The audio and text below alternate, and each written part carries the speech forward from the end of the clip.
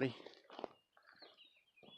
I apologize I didn't get a video posted last week. I think that's the first time since I started doing the videos that I didn't get one up for the week, but it's just been super busy.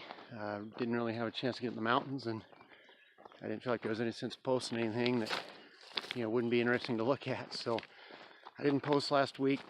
This video you're going to watch today is kind of a hodgepodge of a couple different quick trips. I've got just a little hike I'm going on this morning that you're going to see.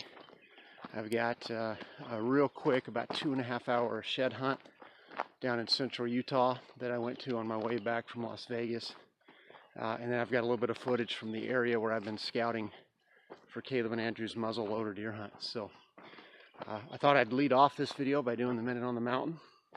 It's the third part of the series that we're calling Lessons in Leadership from Jonathan and his armor bearer. And what I want to talk about today is the fact that leaders need to earn the trust of the people that they're leading. I think there's a certain amount of respect that you can gain just from the title or position of authority that you're in, but real trust for the people that you're leading has to be earned.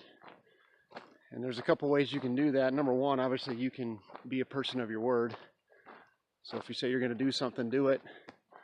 Always speak the truth. Don't embellish. Don't just flat out lie to people. That's one way you can earn the trust of the people that you're leading. The second is you should embody the characteristics that you want the people you're leading to embody. So for example, if you are an organization that values hard work, then you need to work hard. If you're a coach and you're trying to get your athletes to always be hustling, then you should hustle. You should do everything as hard as you can. If you want people to treat others like they want to be treated, then you should treat others like you want to be treated. And as we look at this story of Jonathan and his armor bearer, when his armor bearer says, "Do whatever you have in mind, I'm with you heart and soul," there's something deeper there than just the respect that Jonathan's title carries. Again, certainly because his armor bearer was his servant, he had to obey Jonathan's command whether he wanted to or not. But we see in his response that there's this deep level of trust. He says, "Do whatever you have in mind, I'm with you heart and soul." Now, I don't know how many previous battles his armor bearer had been in with Jonathan, but you can bet there were at least several, because we see that Jonathan has earned his trust on the field of battle. He's seen the character of Jonathan played out in different situations. So that's the kind of leaders that you and I should be. So I hope you enjoy the rest of the video.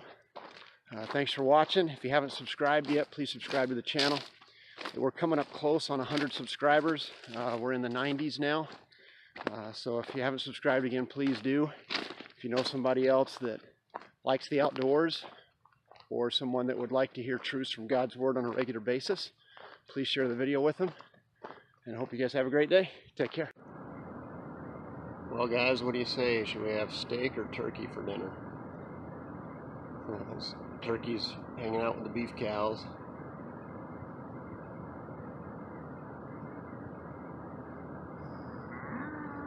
This view this morning. Sun coming up over the mountain. That's awesome.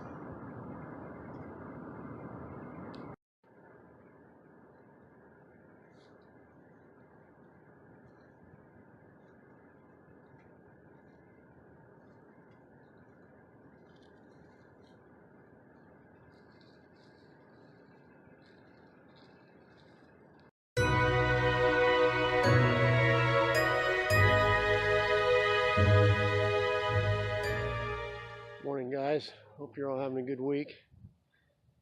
I am out in the middle of nowhere in central Utah on my way back from a conference I had in Las Vegas. Real quick trip. I went down Monday night, spoke all day Tuesday, and drove back last night. Well, drove back part of the way anyway. Slept in my car last night, and I'm at a little patch of BLM land that I'm going to shed hunt for about 3 hours on my way back. Never been here before. In fact, the only reason I know it's BLM land is because I have my phone and my onX maps.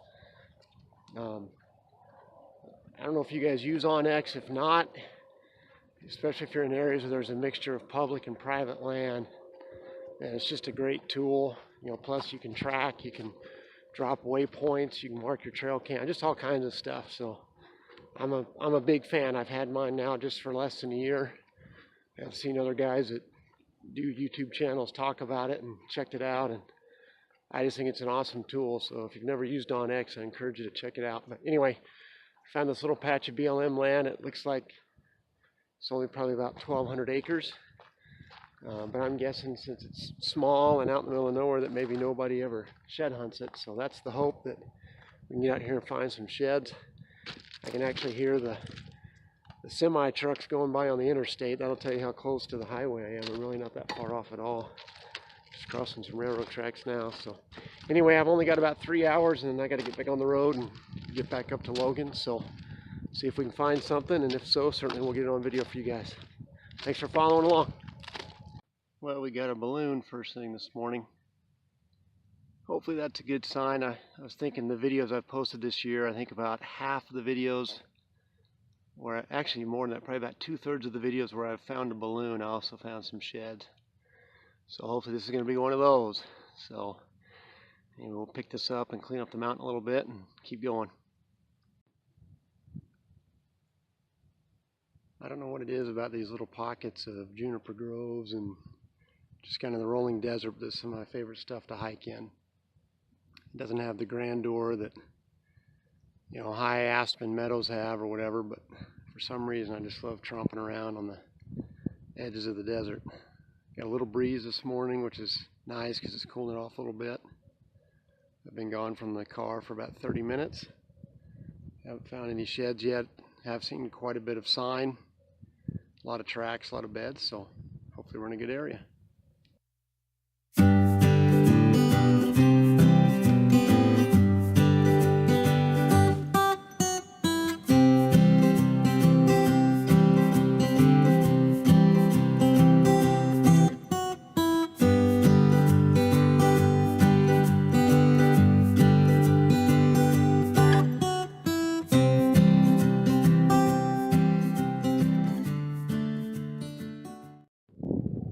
Guys, that smoke in the distance is from the fires that are burning over in Spanish Fork Canyon. It's called the Pole Creek Fire.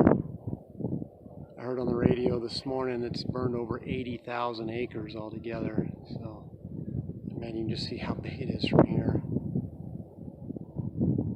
So prayers go out to those guys who are fighting that, and for people who have homes in that area. Hopefully they're spared, and hopefully the guys fighting that thing stay safe.